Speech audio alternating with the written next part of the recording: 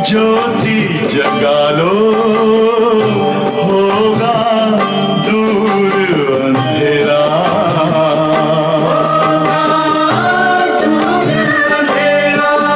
ओम शांति, ओम शांति, ओम शांति।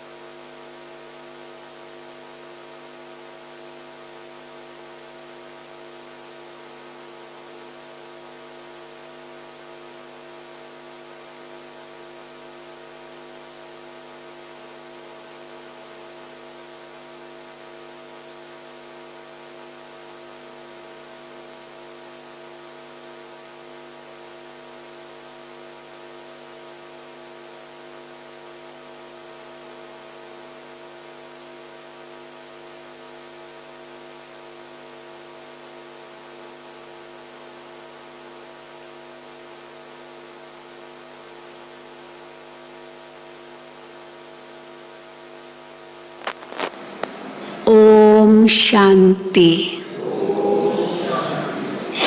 आज बाबा ने हम बच्चों को बहुत सुंदर टाइटल दिया है। रोज कोई न कोई टाइटल बाबा हमें देते हैं। आज बाबा ने कहा है तुम सब हो रूहानी घोड़े। घोड़ों की दौड़ होती है, रेस होती है। बड़े बड़े शहरों में रेस कोर्स होते हैं। मुंबई में तो मैंने देखा है। तो अंग्रेज़ लोग बहुत ये खेल खेलते थे। एक घोड़ों की रेस और दूसरा पोलो से खेलते थे। पोलो की बैट होती है, या पोलो ग्राउंड है ना माउंट आबू में, तो अंग्रेज़ लोग बहुत खेलते थे। वो पोलो तो एक बॉल को चलाते हैं। तो आज बाबा कहे तुम सब घोड़े हो, रूहानी घोड़े। शरीर भी घोड़ा है पर अब मन भी तो घोड़ा है ना। तो आत्मा जैसे रूहानी घोड़ा है। इस रूहानी घोड़े को कहाँ ले जाना है? कहाँ है हमारी मंजिल? मुक्ति धाम, जीवन मुक्ति धाम। तो जो घोड़ दौड़ होती है उसमें घोड़े दौड़ते तो हैं, लेकिन कई घोड़े बहुत ढीले ढाले होते हैं, कई बहुत तेज़ होते हैं, कई मध्यम गति के होते हैं, और कई तो फिर दौड़ के गिर भी जाते हैं, इंजर्ड भी हो जाते हैं, लंगड़े भी हो जाते हैं, बहुत कुछ होता है। तो बाबा भी कहे तुम सब रूहानी घोड़े हो, तुम दौड़ रहे हो, ये रेस दौड़ रहे हो। तो 3 प्रकार के घोड़े बाबा कहे, सतो रजो तमो जैसे कहते हैं ना, तो उत्तम मध्यम कनिष्ठ। तो हर एक अपने आप को देखे, मैं कौन सा घोड़ा हूँ, मेरी गति क्या है, मन मेरा बाबा की तरफ कितना जल्दी पहुँचता है। अगर जल्दी पहुँचता है तो कहेंगे कि हम उत्तम हैं, सतो प्रधान घोड़े हैं, और थोड़ी गति कम है तो मध्यम रजो, और ढीले ढाले हैं, ठीक है ड्रामा में जो होगा मिल जाएगा, तो वो तो बाबा कहते तमो कनिष्ठ। तो हमें कौन सा घोड़ा बनना है, मध्यम कनिष्ठ या उत्तम, रजो तमो या सतो? सतो। तो आज बाबा ने विशेष इस पर ध्यान खिंचवाया है। तो वो घोड़े जिनके ऊपर बृहस्पति की दशा हो, बृहस्पति की दशा जिन पर होगी वो तो बहुत तेज दौड़ेंगे, पर जिन पर शुक्र की फिर राहु की भी दशा आ जाती है, फिर वो ढीले हो जाते हैं और धीरे धीरे ओम शांति, यहाँ भागंती भी हो जाते। तो आज बाबा ने कहा वो जैसे भागंती होने वाले कमर कस के बैठ खड़े हैं। हाँ, जैसे किसी को कोई कमर कस के दौड़ते ना, तो वो कमर कस के खड़े हैं कि अब दौड़े, हम निकलेंगे बाहर, बाबा के यज्ञ से निकलेंगे, ज्ञान से निकलेंगे, तो बाहर दौड़ने के लिए भी तैयार हो जाते, कमर कस के खड़े हैं। कभी भी वो जा सकते हैं बाबा को छोड़ करके, ऐसे भी है। तो इसीलिए बाबा कहते हैं बहुत सावधान रहना है कि हमारा पुरुषार्थ उत्तम स्थिति का हो, अर्थात सतो प्रधान पुरुषार्थ हो। तो किसको कहेंगे सतो प्रधान पुरुषार्थ? वो आज बाबा ने बताया, और अपने आप को चेक करना है कि ऐसा है मेरा पुरुषार्थ। आज 10/12/2022 है। मीठे बच्चे, तुम रूहानी अश्व हो, अश्व माना घोड़ा, तुम रूहानी अश्व हो, तुम्हें विजयी रत्न बनने की रेस है, फर्स्ट प्राइज ले। उस दिन भी बाबा ने कहा ना 3 है, एक राजाई, वो first prize, second prize, third prize. तो फिर फर्स्ट प्राइज तो राजाई, और सेकंड प्राइज है प्रजा, और थर्ड प्राइज तो दास दासी। तो बाबा कहे महारथी अश्व वो जो राजाई पाने की रेस करे। प्रश्न है, तुम बच्चों में सतो प्रधान पुरुषार्थी कौन और तमो पुरुषार्थी कौन? सतो रजो तमो, तो सतो कहो, सतो प्रधान कहो, और तमो या तमो प्रधान कहो, तो कौन? उत्तर है सतो प्रधान पुरुषार्थी वो जो रचयिता और रचना को जानकर पुरुषार्थ करते हैं। अब इसमें भी गहराई है, रचयिता और रचना को जानकर पुरुषार्थ करते हैं। निश्चय इतना पक्का है, खुद में निश्चय, बाबा में निश्चय, ड्रामा में निश्चय, हाँ सब बातों में निश्चय, जो बाबा हमें सुनाते हैं उसमें निश्चय, और उस निश्चय के आधार से पूरा पुरुषार्थ करते हैं।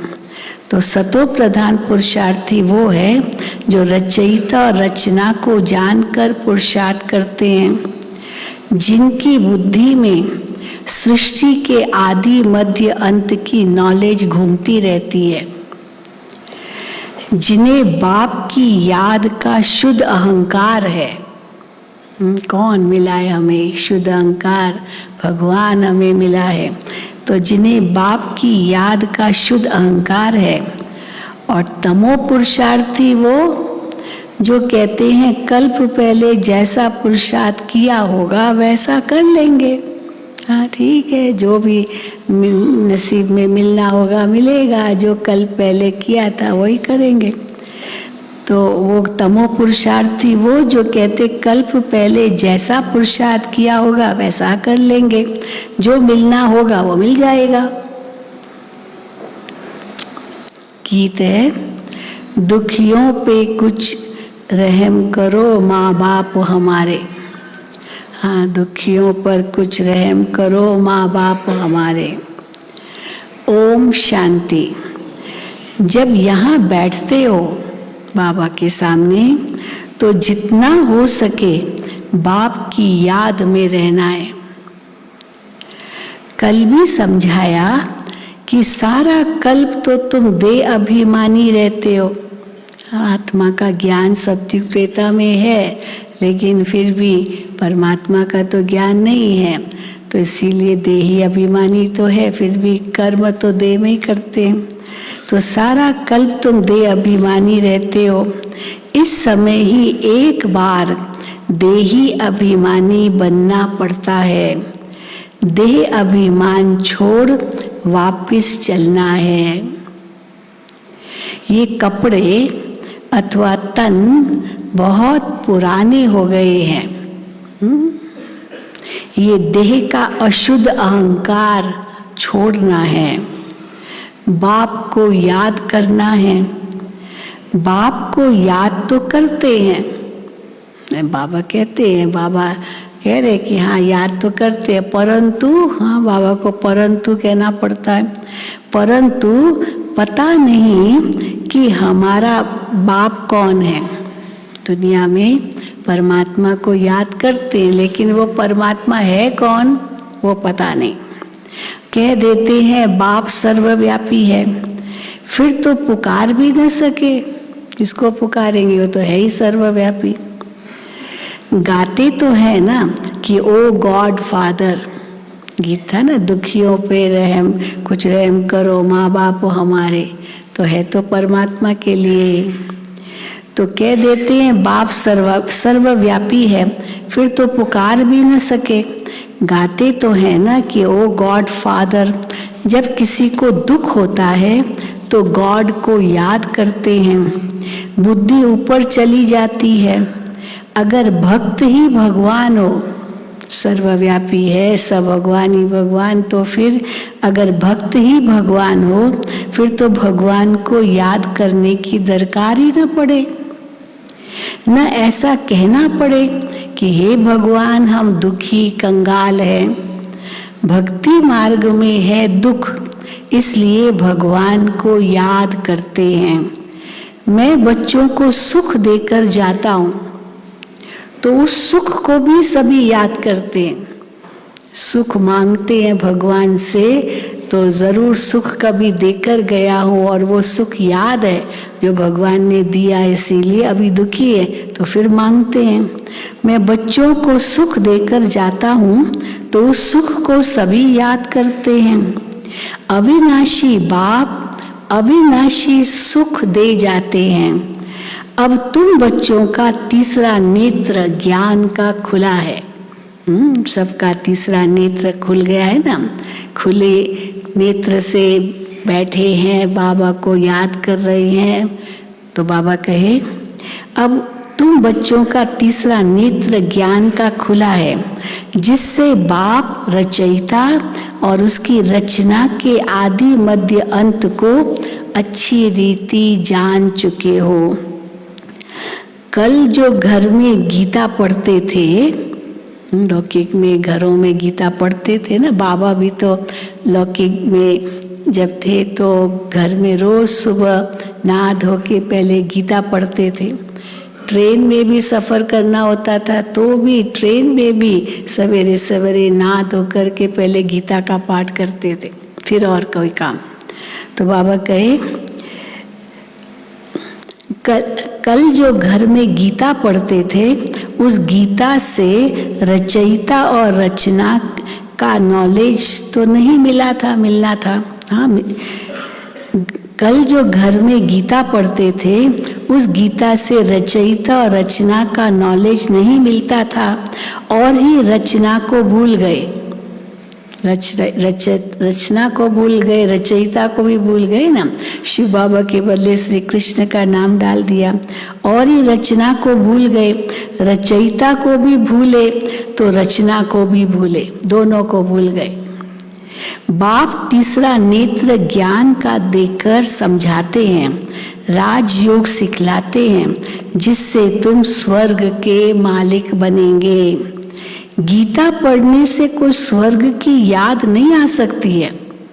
हाँ, गीता में उस प्रकार से स्वर्ग पढ़ने से स्वर्ग याद नहीं आएगा। हाँ, इतना है, भगवान ने अर्जुन को कहा कि अगर तुम इस युद्ध में विजयी बनोगे तो तुम स्वर्ग में राजा बनोगे।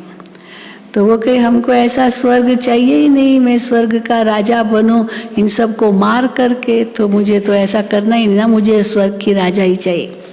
फिर कहा कि अच्छा तुम नहीं राजा ही चाहते हो, पर अगर फिर भी तुम इस युद्ध में मर भी गए तो भी तुम स्वर्ग में आओगे। बस इतना ही स्वर्ग का वर्णन है गीता में, बाकी ज्यादा और कुछ वर्णन नहीं है इस गीता में स्वर्ग के बारे में। तो बाबा कहते हैं गीता पढ़ने से कोई स्वर्ग की याद नहीं आ सकती है।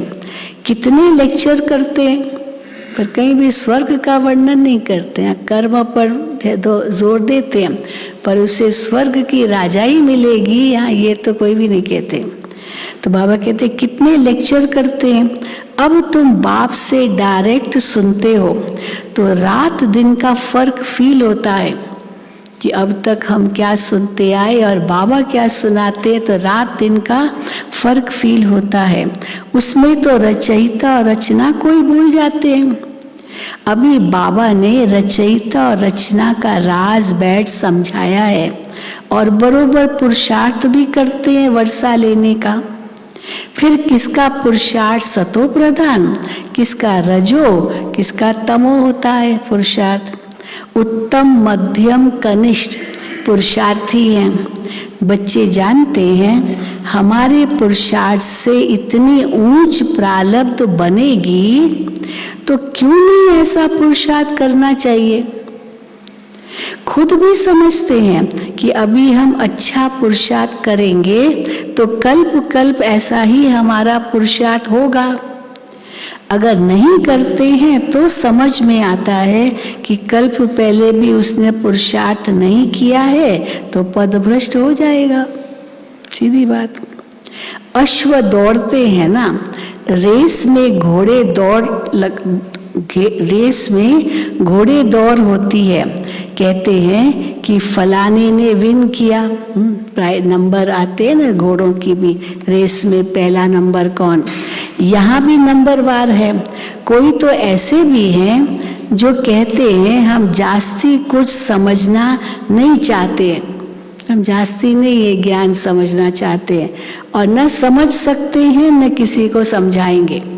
हम समझ ही नहीं सकते हैं, न समझना है न हमको समझाना है, इसलिए जास्ती करना ही नहीं है। न समझ सकते हैं न किसी को समझाएंगे।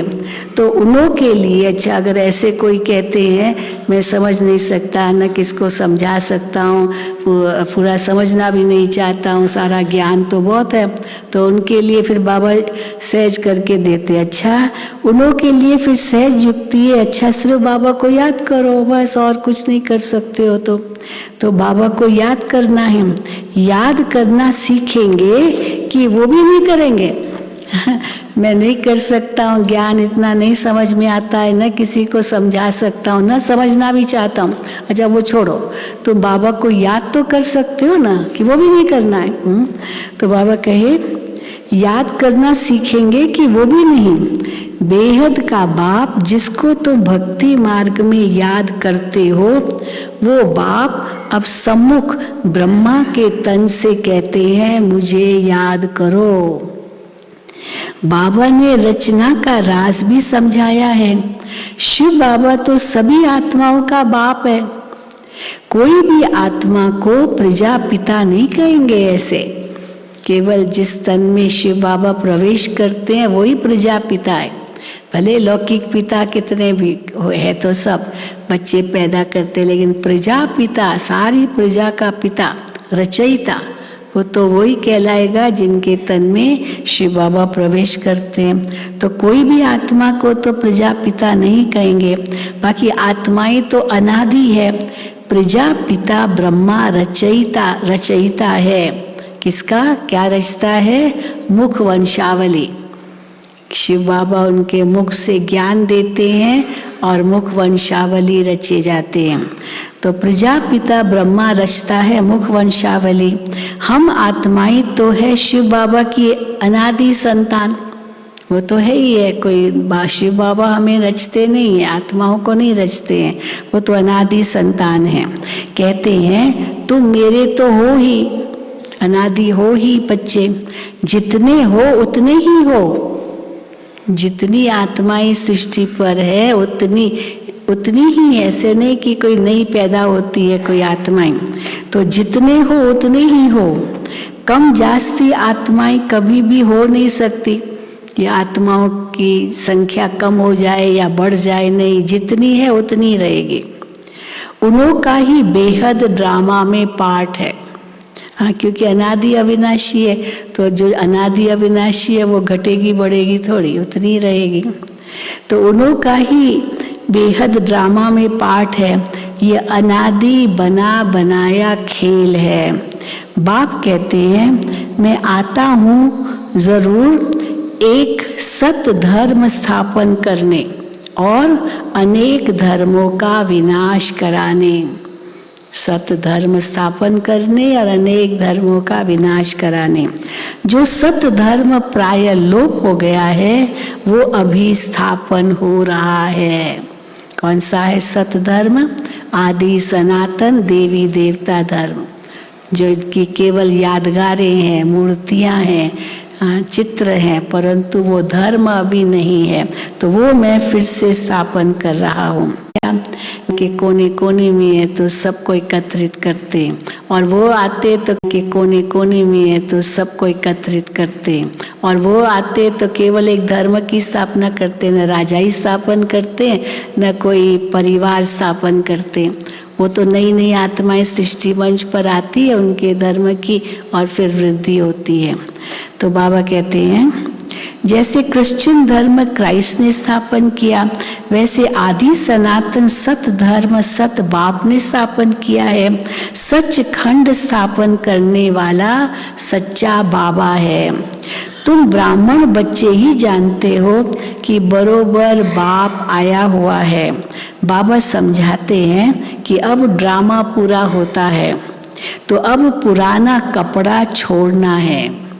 नाटक में भी एक्टर्स का पार्ट मुकर्रर हो जाता है, उनको पता है मेरा पार्ट क्या है, कब आना है, कैसे आना है, और तो उनका मुकर्रर हो जाता है, फिक्स हो जाता है। अपने टाइम पर कपड़े बदलकर फिर चले जाते हैं, बस मेरा इतना पार्ट है अभी पूरा हुआ, तो फिर अपने कपड़े जो वो स्टेज के कपड़े थे वो उतार के फिर घर चले जाते अपने कपड़ों में। तो बाप कहते हैं अब तुम्हारी आत्मा अपवित्र हो गई है। आत्मा संपूर्ण पवित्र हो जाए तो फिर उनको शरीर भी पवित्र चाहिए, ये जरूरी है। आत्मा अपवित्र है तो शरीर भी अपवित्र है, पर आत्मा पवित्र बनती जाएगी तो शरीर पवित्र नहीं बनेगा, वो तो ही तमो प्रधान प्रकृति का।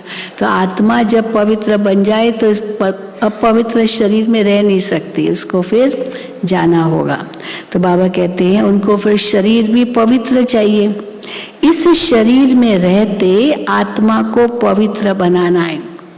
ऐसे नहीं सोचे दूसरा शरीर लेकर के आत्मा को पवित्र बनाएंगे, इसी पर माना जाता है। तो ब्रह्मा भी जरूर चाहिए, तो ब्रह्मा जरूर चाहिए। ये है ब्राह्मणों का कुल। ये क्या है? ब्राह्मणों का कुल। कहते हैं कि मैं ब्रह्मा के तन का आधार लेता हूँ इन ब्राह्मणों को रचने के लिए। ये बातें तो तुम ब्राह्मण और ब्राह्मणियाँ ही जानते हो। ब्राह्मण हो गए भाई और ब्राह्मणियाँ हो गई बहनें।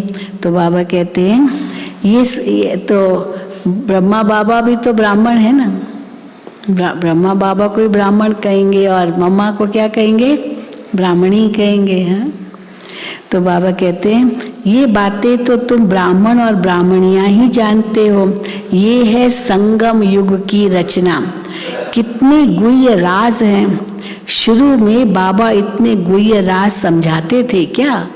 शुरू में तो ज्ञान तो बहुत सिंपल था। खुदा पता नहीं क्या कहते थे उस समय को, इतना स्पष्ट जो ज्ञान अभी है वो तो था भी नहीं। तो इतने गुह्य राज समझाते थे क्या? कहा जाता है ना, हाँ इतना भगवान में ज्ञान है। कहा जाता है सागर को स्याही बनाओ, जंगल को कलम बनाओ, पृथ्वी को कागज बनाओ, तो भी ये ज्ञान पूरा नहीं होगा। तुम बच्चे सुनते ही रहते हो।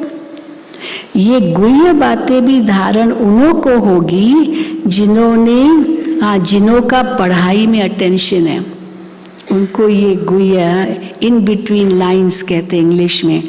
अब जब भी जितनी बार मुरली पढ़ो उसमें कोई ना कोई ऐसी गुह्य बात आ जाती है जो पहले हमने ध्यान नहीं दिया।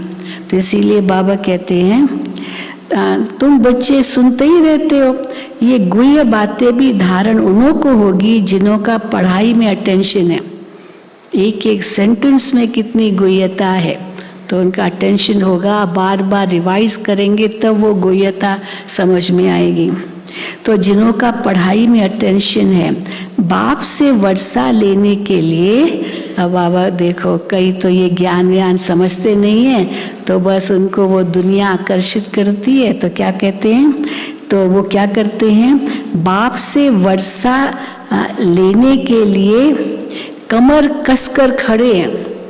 कमर कसकर खड़े हैं। इसमें दो राज है, एक तो हम पूरा वर्षा लेंगे और दूसरा राज है हम तैयार है भागने के लिए। दोनों बातें। थोड़ा भी अगर संशय हो गया तो उड़ जाएगा माना ओम शांति हो जाएगा। थोड़ा भी अगर संशय हो गया तो उड़ जाएगा। फिर अचानक किसको तीर लग जाएगा तो एकदम निश्चय बुद्धि हो जाएगा।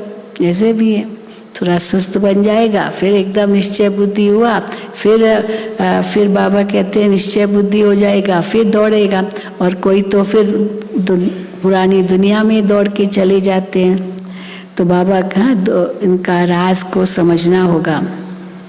तो बाप से वर्षा लेने के लिए कमर कसकर खड़े हैं कि हम पूरा लेंगे, लेकिन उसके लिए भी कमर कस के खड़े हैं कि हम कैसे फिर माया के बन जाएं। थोड़ा भी अगर संशय हो गया तो उड़ जाएगा। फिर अचानक किसको तीर लग जाएगा तो एकदम निश्चय बुद्धि हो जाएगा। नए टोटके बाबा सुनाते हैं। ये नया टोटका है ना, कमर कस के खड़े हैं तो एकदम रेडी तैयार। तो ये नए टोटके बाबा सुनाते हैं। कल भी बाबा ने बहुत अच्छी रीति समझाया था। बाप कहते हैं कि मैं परम आत्मा परम धाम में रहने वाला हूँ, जिसको सुप्रीम सोल कहते हैं। यहाँ की आत्मा को कोई सुप्रीम कह न सके। कलयुगी आत्मा को किसी को ऐसे सुप्रीम परम तो नहीं कह सकेंगे। सुप्रीम सोल तो एक ही है, उनकी ही सब बंदगी करते हैं। परम धाम में रहने वाला परमात्मा वो फिर सर्वव्यापी हो न सके। यहाँ तो दुख है, जन्म मरण है, परमात्मा तो जन्म मरण रहित है। जो महारथी है, जिनका पूरा पुरुषार्थ चल रहा है वर्षा लेने का, वे रेस में देखो कैसे दौड़ते हैं। कमर कस के दौड़ते हैं रेस में। कितना अच्छा कि पूरा वर्षा लेना है बाबा से। कोई घोड़े ना उम्मीद भी होते हैं। ना उम्मीद, हाँ मेरे से तो होगा नहीं, मैं तो इतना पुरुषार्थ कर नहीं सकता हूँ, अमृत वेले उठना बड़ा मुश्किल है, हाँ मुरली रोज पढ़ना मुश्किल है। मुश्किल हर बात में मुश्किल ही कहते हैं। तो बाबा कहते हैं जैसे ना उम्मीद घोड़े, कोई घोड़े ना उम्मीद भी होते हैं, परंतु फिर लास्ट में ऐसे तेज दौड़ते हैं जो सबसे आगे चले जाते हैं। वो भी है, बिल्कुल लगता है कि ये क्या दौड़ेगा, इसको तो जैसे ताकत ही नहीं है। लेकिन जब देखता है कि ऐसा माहौल दुनिया में आ रहा है तो ऐसे दौड़ेंगे जो बात मत पूछो, जो सबसे आगे चले जाते हैं। यहाँ भी ऐसे है, वो घोड़ों की रेस में भी ऐसे है। कोई तो चलते चलते ढीले हो जाते हैं, फिर गिर पड़ते हैं। कोई को चोट लग जाती है तो लंगड़े हो जाते हैं। होता है ना घोड़ों में भी। यहाँ भी बहुत अच्छे अच्छे नए बच्चे हैं जो पुरानों से बहुत तेज दौड़ रहे हैं। लास्ट सो फर्स्ट जाने वाले जो पुरानों से बहुत तेज दौड़ रहे हैं। कईयों को पुरुषार्थ करने में ग्रहचारी बैठ जाती है। कोई पर कभी बृहस्पति की दशा बैठती है, कभी शुक्र की दशा, कभी शनिचर की दशा, हाँ शनि की दशा भी बैठ जाती है और राहु की दशा भी हो जाती है। एक एक ग्रह की अपनी अपनी दशाएं हैं, तो राहु की दशा भी बैठ जाती है, तो कभी फायदा कभी नुकसान होता रहता है। बाबा खुद जानते हैं कि इस बच्चे पर ग्रहचारी है। बाबा देखते हैं कैसे ये बच्चा ढीला डाला है, माना इसके ऊपर ग्रहचारी है, इस कारण से ग्रहण लगा हुआ है। कोई कारण होगा ना, तभी तो कहेंगे ग्रहण लगा हुआ है। बाप कहते हैं इससे पार होकर तीव्र वेगी बन जाओ, फास्ट पुरुषार्थ करो, तीव्र वेगी दौड़ो, हाँ तीव्र वेगी बन जाओ। जब राहु का ग्रहण लगता है तो 2-3 वर्ष पवित्र रह, फिर कर्म इंद्रियों से विकार में चले जाते हैं। ग्रहण लगा जाते हैं तो गिर पड़ते हैं, माया छोड़ती नहीं है उनको, गिर पड़ते हैं। कभी श्रीमत पर चलते, कभी फिर उल्टी मत पर चल पड़ते, ऐसा भी होता है। बाबा बच्चों को अच्छी रीति जानते हैं।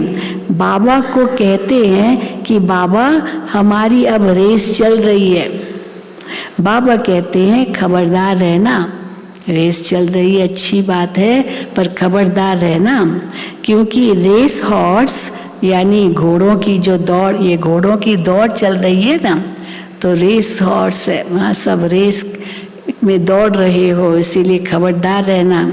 देखो बच्चे, भविष्य 21 जन्मों का सुख मिलता है, ये कोई कम बात नहीं है। कम बात है क्या? 21 जन्मों का सुख लेते हो। भूल करने से फिर भविष्य सभी जन्मों पर ग्रहचारी अथवा घाटा लग जाता है। सारे भविष्य के 21 जन्मों पर घाटा लग जाता है। गोभी माना घाटा। इसलिए बाबा कहते हैं कि श्रीमत पर पूरा पुरुषार्थ करो। बाबा तो पहले से ही बता देते हैं कि जितना तुम रुस्तम बनेंगे, पहलवान बनेंगे, ज्ञान योग में तीखे होंगे, उतना माया के तूफान भी जोर से आएंगे। बाबा पहले से सावधान करते हैं, माया जितना आप रुस्तम उतना माया और रुस्तम रूप से आएगी, पहलवान बन के आएगी, माया के तूफान भी जोर से आएंगे। तो खबरदार रहना, कर्म इंद्रियों द्वारा विकर्म कर पाप आत्मा नहीं बनना है। तुम हो ईश्वरीय औलाद तो बहुत रॉयल बनना है। लक्ष्मी नारायण देखो कितने रॉयल है, उनका चित्र ही देखते कैसे लगता है कितने रॉयल है। ये संस्कार अभी भरने हैं, क्योंकि इस समय तुम ईश्वरीय औलाद कहलाते हो। मान तुम्हारा अभी है, अभी है मान, तुम ईश्वरीय औलाद कहलाते हो। बलिहारी तो इस एक जन्म की माननी चाहिए। अगर ये संगम युगी जीवन नहीं होता तो 21 जन्मों की प्रारब्ध कहाँ से पाते। तो बलिहारी तो इस संगम युगी जीवन की है। बलिहारी तो इस एक जन्म की माननी चाहिए, बाकी तो 84 जन्म ले पतित बनते ही आए हो। जब तक बाबा न आए तब तक ये मनुष्य सृष्टि झाड़ जर्जरी भूत तमो प्रधान तो होना ही है। बाबा ही आकर फिर नए झाड़ का कलम लगाते हैं, तब तक पुराना ये होना ही है। इन लक्ष्मी नारायण को भी विश्व का मालिक उस मालिक ने बनाया। वो मालिक ने लक्ष्मी नारायण को विश्व का मालिक बनाया। सोमनाथ का मंदिर भी बहुत नामी ग्रामी है। शिव बाबा ने धन दिया है, इसलिए उनके मंदिर में भी बहुत धन लगाया है। कितना मंदिर, यहाँ जाओ सोमनाथ मंदिर की तरह और भी कई और भी मंदिर होंगे ना, सॉरी खाली एक ही सोमनाथ होगा, तो कितना धन लगाया होगा उन मंदिरों में। तो बाबा कहे इसलिए उनके मंदिर में भी बहुत धन लगाया। पुजारी भी जब बनते हैं तो भी कितना धन रहता है, द्वापर युग से पुजारी बने तो भी बाबा कहते कितना धन रहता है, जो मंदिरों में भी कैसे कितना धन लगाते, रतन जड़ित से उसको सजाते हैं। तो बाबा कहे वहाँ हाँ पुजारी भी जब बनते हैं तो कितना धन रहता है, जो इतने मंदिर बनाए हैं तो पूज्य पने में कितना धन होगा। आप सोचो, पुजारीपन में ही इतना धन है तो जब पूज्य होंगे तब कितना धन होगा। अभी तो है प्रजा का प्रजा पर राज्य, कुछ भी है नहीं, हाँ सब खत्म, सब हो गया, कंगाल हो गए।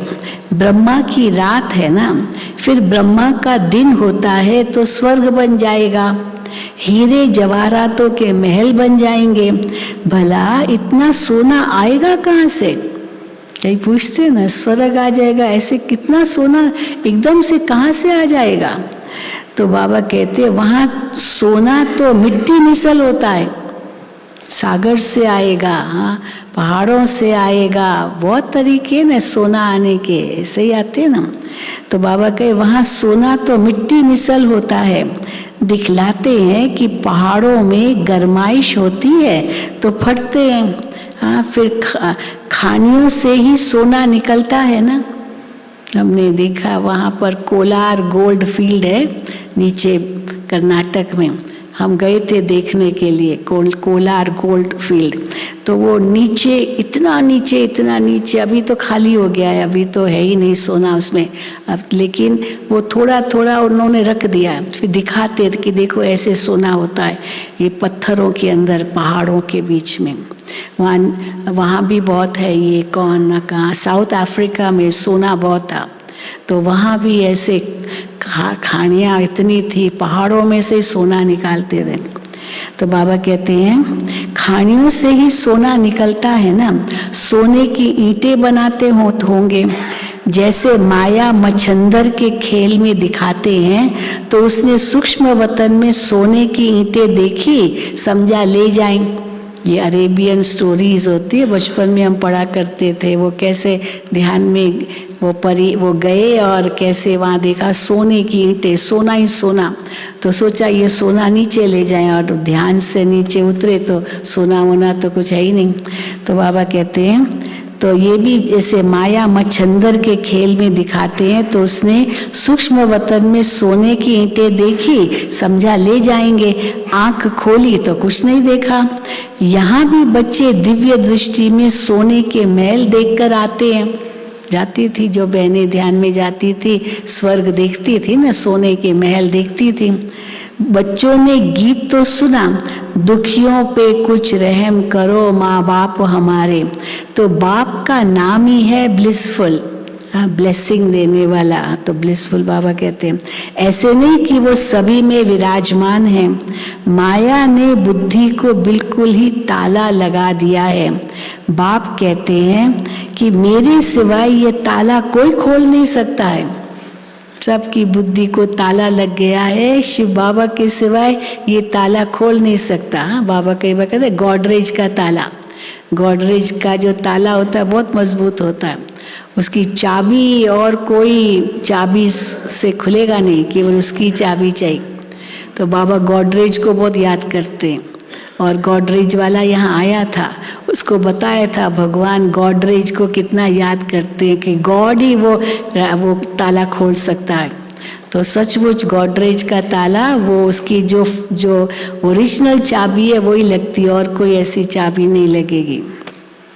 तो बाबा कहते हैं गॉड ही आकर के ये ताला खोल सकता है, मेरे सिवाय ये ताला और कोई नहीं खोल सकता। नंबरवार ताला उन्हों का ही खुलता जिनका कल्प पहले खुला है। उन्हों के पुरुषार्थ से समझ सकते हैं कि ये अच्छी सर्विस करते हैं। परम पिता परमात्मा ने जरूर कोई शरीर धारण किया होगा। उनकी पहली रचना है ब्रह्मा, ब्रह्मा के मुख द्वारा ब्राह्मण रचे, ब्राह्मण है चोटी, जगदम्बा ब्राह्मणी है और ब्रह्मा ब्राह्मण है। शक्ति सेना ब्राह्मण ब्राह्मणी है।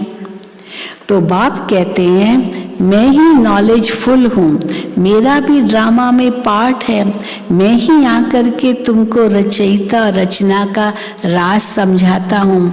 यहाँ तो बाप, टीचर, सतगुरु एक ही है, तीनों ही कर्म इकट्ठे करते हैं।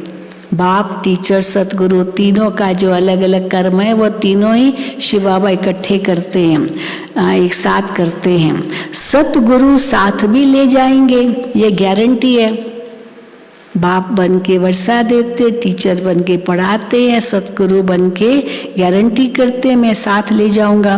बाप सभी को सुख शांति देता है, बाप के तो सभी बच्चे हैं, ऐसे थोड़ी कि कोई को दे कोई को न दे। सब बच्चों को वर्षा बाबा देते हैं, पर कोई मुक्ति का लेते हैं, कोई जीवन मुक्ति का लेते हैं, उसमें भी नंबरवार है, परंतु बाबा तो सबको देते हैं वर्षा। बाप सभी को सुख शांति देता है, बाप के तो सभी बच्चे हैं, ऐसे थोड़ी कि कोई को दे कोई को न दे वर्षा। बाप तो सभी को माया की जंजीरों से छुड़ाने वाला है, सबको छुड़ाएगा बाबा माया की जंजीरों से, इसलिए सब उनको याद करते हैं, स्वर्ग की स्थापना करते हैं, बाकी सबको मुक्ति में भेज देते हैं।